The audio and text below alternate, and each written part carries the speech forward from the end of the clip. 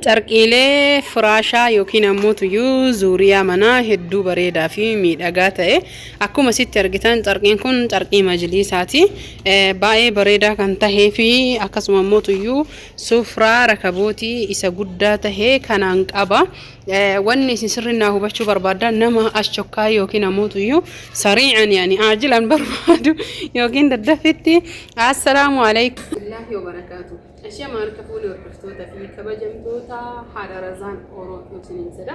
Akkuma sitti argitani carqii firaashaa hedduudha kan qabu. Garuu ammoo tuyyuu wanni isin sirriitti hubachuu qabdani mee taysiisi carqiin firaashaa kuni baay'ee carqii bareedaa ta'ee fi carqii majliisaa kalara diimaa kana obboleettiin teenya takka nu ajajjee kan isin barbaaddu kana 8 carqii firaashaa 8 tiraas carqii 24 akkasuma muutuyyuu sufraa tokko yookiin lama natti fakkaatee dagadhe haa ta'u malee hundaafuyyuu sababni waa'ee carqii kanaa isin dubbachuu barbaade carqii kana yoo eegasii deebinee kan haganaa kana afur ka haganaa kun asitti ta'e kun sadi isinii galaa jira miti firaashaa misra lama tiknisni isaa 10 fakkaata 12 gahu garuu ammoo firaashii kun dirriin Itiyoodha biyya keessa isa malee baay'inaan hin jiru umatiin isaa misra lama isa kana jechuudha.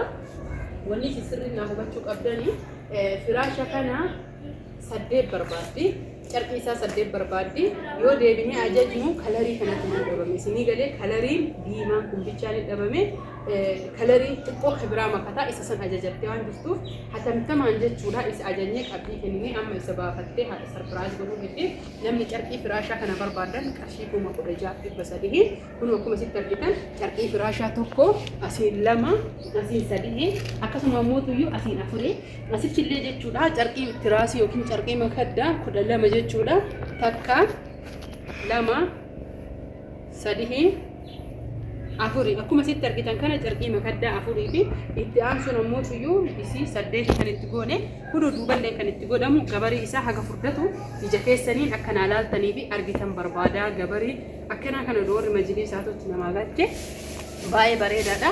Akkasuma ammoo tuyyuu sufraa bunaati sufraa bunaa kunillee guddaadha argitanii yoo laala carqii makana duuba isaati carqii kana kun ammoo tuyyuu dura isaati baay'ee guddaadha isin jedha kunu mitira tokko jechuudha mitira tokko kaaree lama isinii galaa jira miti. Kanaaf hordoftoota fi kabajamtoota keenya namooti firaasha kana barbaadan lakkoofsa bilbilaa duwwaa 978 72 waatsaappii teelegiraamaan na argachuu dandeettanii isin jedhu namni ammatti barbaadan har'a kana fudhachuu dandeettan garuu namoonni tokko baadhi isin fakkaate turee bulee dhufee gaafa namni fudhatee jedhu rabbii jedhu carqii sannaatiin amma barbaada jedha akkasuma osoo ta'e nama jalqaba dhufee dhugaa fudhatee birrii galche qofaa waan isa baasuu barbaada waan ajaa'ibaa irratti isinitti himuun barbaada majliisni carqiin majliisaa kun baay'ee isa oriijinaala ta'ee fi hedduu mee kaameraan isinitti argisiisu carqii kana isin ibsuu barbaada maaliif jennaan namni hedduun jechuu kan oduu hin ta'iniif hin hubatiin carqii majliisaa maaliif xiqqoo gatiin kaanirra dabala warri jettaniif carqiin kun jajjabaa qarshiin isarra dabala an hin beeku ammallee hodhaan kun argitanii hodhaan firaashaa jechuudha kun asiinillee akkanatti keessa daballee hodhina isinii galaa jira miti kun amma waan achi buteef malee haga jalaatitti isa jechuudha. Sanirraa namootuyyuu gabariin isaa baay'ee furdaadha. Haa ta'u kalarii barbaadanii jechuudha. Carqiin majliisaa kun kalariin kunuyyuu azraqni kuni azraqni gaamee jira. Faatihni jira akkasuma ammoo hedduudha jechuudha azraqni kunuyyuu kalariilee hedduudhaan jira. Kanaaf inni kun kan haliimaati waan isin gaddisiisaa keessa haliimaan kun muudannoo hedduullee qabdi. Namooti hedduun viidiyoo isii osoo addatti qabadhee danda'e isinii dhufee irraa barattan jedha meeshaa hedduu qabdi televiziyoona qabdi firiijii qabdi akkasuma ammoo meeshaa mana keessaa haga qarshii 100 qabdi isin jedha.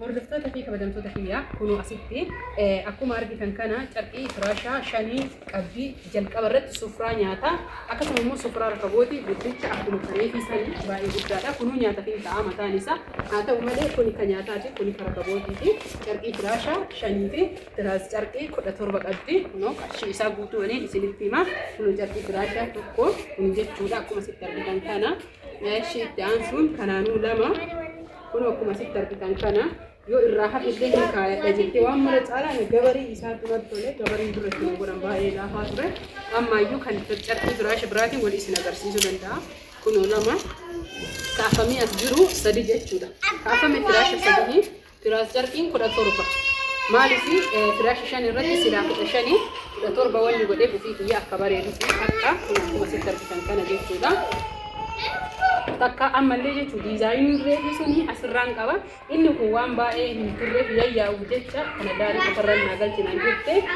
akkasis qixxee goote irraa jalaa yaa'urra daarii kana wayyaa kunoo akkuma sitti argitan kana waliin lakkoofnaa hordoftoota fi kabajamtoota kiyyaa mucattiin kun maal taatee jettanii meeshaa bitattee waan mara erga geessitee aramni tasagalchitee haadhasii sarpiraayizii mana guutuu gootee fi meedu'aayii godhaa fi galtee erga jettee xiqqoo jechuudha haalaan hin mijanne maallaqni fi nama biraa qabdu sun hin arganne isiniin jedha kunoo silaala takka lama sadii afurii shanii jaha torba saddeet sagal kudhan 11 12 13 14 15 16 17 itti aansu namoota iyyuu beebii tiraasii qabdi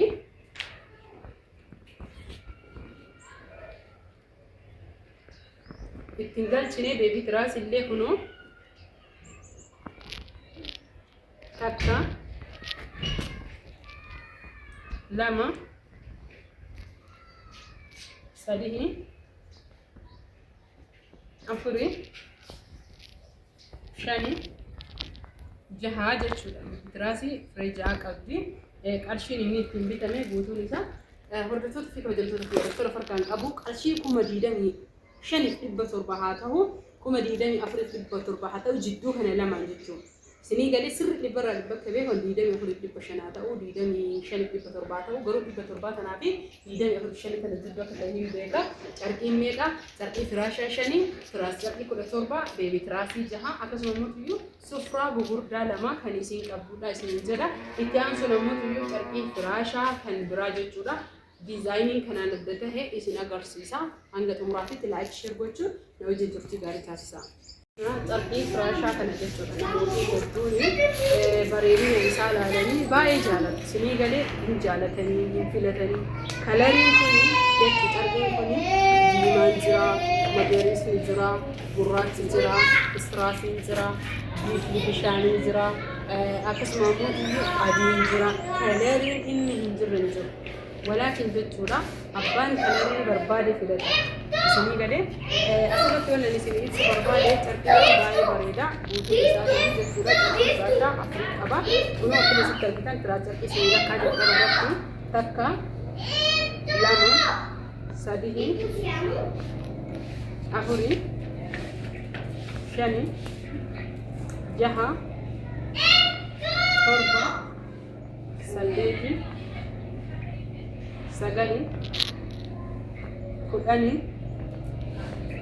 11 12 sinii galee 12 irratti fakkeenyaaf tiraasii 12 kun carqii firaashaa 4 ta'a 14 illee carqii firaashaa 4 hin ta'a ni bareeda malee hin fokkatu namoonni hedduun maal irratti xiyyeeffatanii tiraas carqiin 12 kun dirqama firaasha 4 irratti ta'aa jedhanii yaadanii kun ammoo iyyuu carqii isaati carqii firaashaati kun akkuma sitti argitan kana jechuudha carqiin firaashaa isa kana akkasuma ammoo iyyuu keessatti isboonjiitu hodhamee carqii firaashaa kana keessa galee akka yoo firaasha godhanii kun akkanatti bareeduu fi kun asii firaasha argitanii kun akkana jechuudha tiraasii warra kaan baay'ee bareeda hedduu miidhagaa ni argitan jedhee yaada kuno akkuma sitti argitan kana carqii firaashaa kana tokko waan biizii ta'ee fila duumessa jira roobuu fi haala kanaan qofa waraabuu barbaade carqii firaashaa kanaan lama kanaanuu sadii isboon jedha waan ta'eef furdaadha kanaan afurii isiniin jedha hordoftoota fi kabajamtoota kiyya kanaan afurii eeshiidhaan tiraasii qabdi tiraasii takka lama sadii afurii shani jaha qabdi sufraa guddaa nyaataatii fi kun sufraa guddaa nyaataa asirraa galchi qaqqabuufi akkasuma sufraa rakabootii qabdi kuno walirratti kuni kamakkiyaa awwalchuuti qarshii inni ittiin bitamu qarshii 9,000 guutuun isaa jechuudha. Garaagarummaa carqii firaashii kanaa fi ilaala diizaayinii waan jedhuuf carqii firaashaa majlisaa jechuudha. Haga inni wal caalu isin agarsiisuu barbaada. Carqooma qofa odoo hin tahini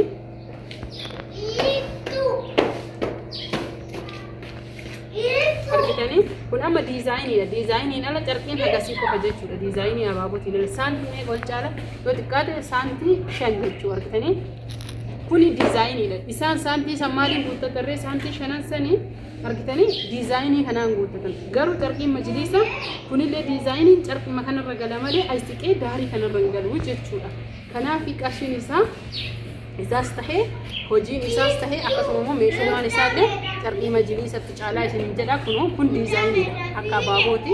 Kun hojii jabeessanii ilaalame bismillah rahmaan saantii 5 wal caala jechuudha. Kanaaf hordoftoota fi kabajamtoota kiyya namootiin hedduun jechuudha. Wanni isin fanaa godhatanii beekuu qabdanii filannoo keessan carqii majliisaa barbaadanii amma kana yeroo hunda miicitanii jijjiirachuu dandeettan argitanii. Garuu ammoo kana amma namoonni tokko tokko jaalatanii kan itti godhuun baay'ee isin bareedaa miti. Namni yeroo hunda fayyadamtan fakkeenyaaf amma isa kana yeroo keessummaa isin dhufeef kalarii barbaadan jechuun alwaana barbaadan carqiin kun diizaayinii carqii kana jedhaa jira malee alwaana alkoolii kanaa fi adii kana jedhaan jiru. Isinii garaaraan sirnaa wadha moofi au abiyaada qabu sukkaarii jedhaan jiru. Isinii galee akkamiin jedhaa jirare diizaayinii carqii kanaa zarii kanaatii fi zariin kanaa garagara. Zariin kanaa carqii majliisaa kalaroota adda addaatiin jira. Zariin kanaa ammoo iyyuu kanuma tahee carqii kalara adda addaatiin waan jiruuf kuni bareedina qofaaf yeroo tokko takka akka majliisa albuuniyee kaafatanii kun ammoo iyyuu hunda danda'a akka majliisa boonditii. Isinii galee hunda danda'aadha. Namootiin kana bitattan kana jechuu kana osoo hin galeessisin bakka saadaa gootanii yoo dandeessifattan adagaa isinii danda'a. Ijoolleen isin akka beekuu irratti taphatti saadii danda'a isiniin jedha. Kanaaf haala kanaan har'a kana fakkaatu isinii qabadhee isinii dhufee filannoo keessanii carqii majliisaa barbaadan meeshaalee hunda rooba meechitti argisiisa. Malee meeshaa xiqqaa kanan qabu. Meeshaa xiqqaan qabu firiijii qaba. Firiijii kan nama 4tti na bira jira. Televezyiinii kan nama 3tti na bira jira. Akkasuma immoo iyyuu eeleen buddeenaa kan nama 5tti na bira jira. Meeshaan aadaa kan nama 8 maashaallah kana lakkaa'uu odoo hin tahin sababa roobaa kun amma gar roobaa jira. Sira haadha kana meeshaa firiijii qabdi. Guddiyaan kun firiijii qabdi. Akkanatti argisiisu afee meeshaa kaartoonii lamaa qabu. Gabbuuree meeshaa isii tokko qarshii isaa himaa silaasin argisiisu. Haliiman akkas meeshaa gara 200 qabdi. Isinii galaa jiraan televezyiina qabu yoo isin hin qabne hin jiru. Akkasuma immoo iyyuu haati carqii diimaree fi firaasha 8 barbaadu. Akkasuma immoo iyyuu soolarii qabdi, minxaafii qabdi.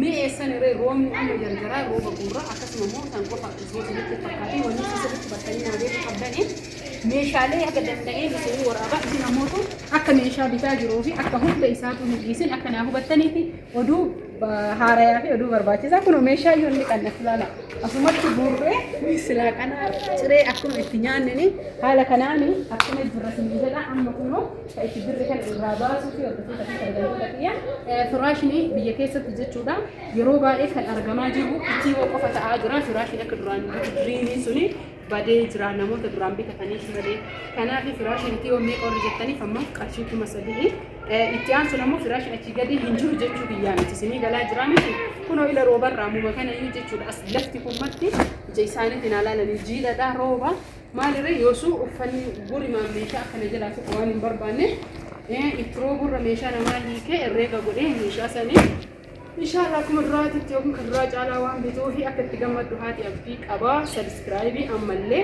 akkuma itti fufetti sabskraayib sheer hiriyoota keessanii gochuudhaan meeshaalee kanneenillee rabbiin nagaan haadhaalee itti agalchu anallee ammoo nagaan nama ofirraa ta'u naa taasisu rabbi waan hunda amrii jabaatti kulleen waa laaffisu asitti roobaa gara biraa ammoo beeytani bonnuu waan birii wariin nu harka dhume jedhee maatiin gara biraatti kabooleen jira mee du'aayii kadhadhaa inshallah wa ta'ala rabbiin akka laaffisu isiniin jedha sabskraayib laayik sheer gochuun nagaa tura.